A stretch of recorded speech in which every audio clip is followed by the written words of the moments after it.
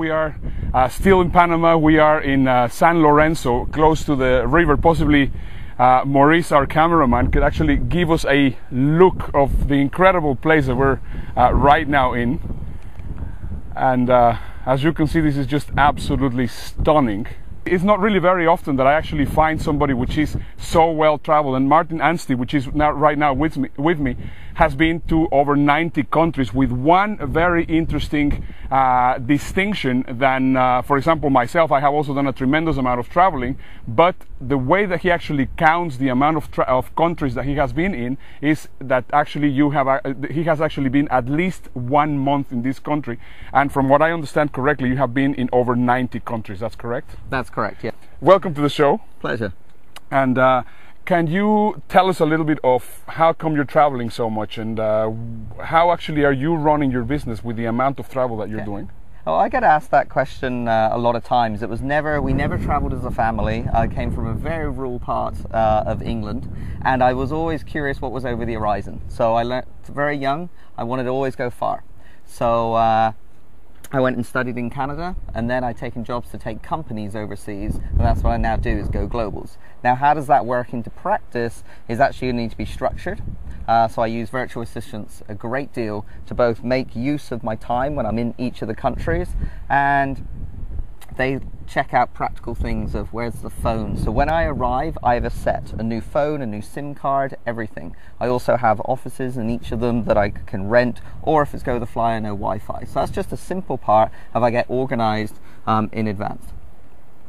Wow, so they actually get all of these organized for you? Yes, because I've learned over the years there's a system, because I've just been through pain of not having it before. Yeah. How many virtual assistants have you got taken care of? We have about, there's 6 that report into me, and then they manage other people, but I speak directly with 6, and for different areas of my life, because for me it's about balance. Yeah. So I have a virtual assistant on my health side, virtual assistants on my business side, well, more than one, and then for different areas, and that keeps in balance, because I don't know about you, with businesses and you're traveling around, it can get very tiring and you don't take care of your health, for example. Yeah, absolutely.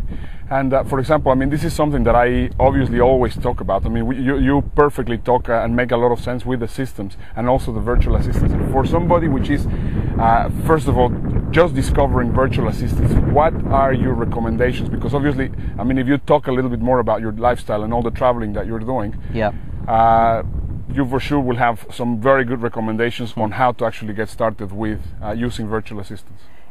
For me, it is not that they're virtual is the most important thing. Strip it back to what do you really require from somebody to do, and what do they need to help you. So be really clear on what is it they need.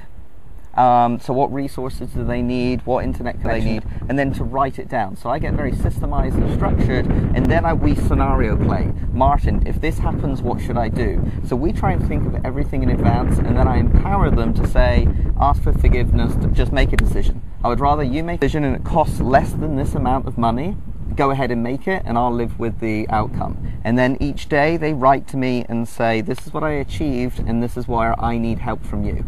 I don't have status reports, those are just the things, and we only track 4 metrics. Fantastic. What are those 4 metrics?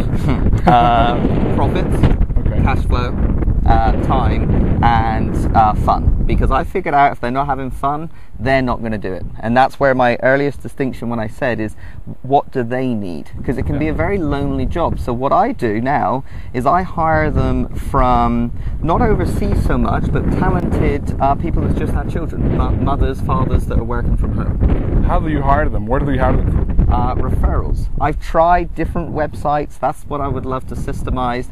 I've tried going that. I used to work for Huggies, so I've kind of leveraged off the baby brands that I know to do messaging for them. Fantastic. Okay, and I mean, do you have any resources so actually people can get in touch with you?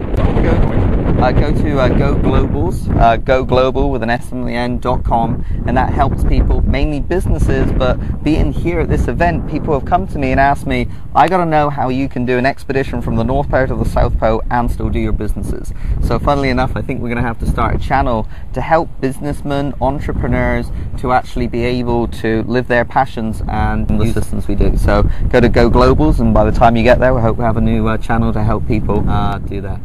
Fantastic. Thank you very much, Martin, Thank for you. being on the show. Pleasure. And now it's time, guys, that we go to our featured presentation. And now, our feature presentation.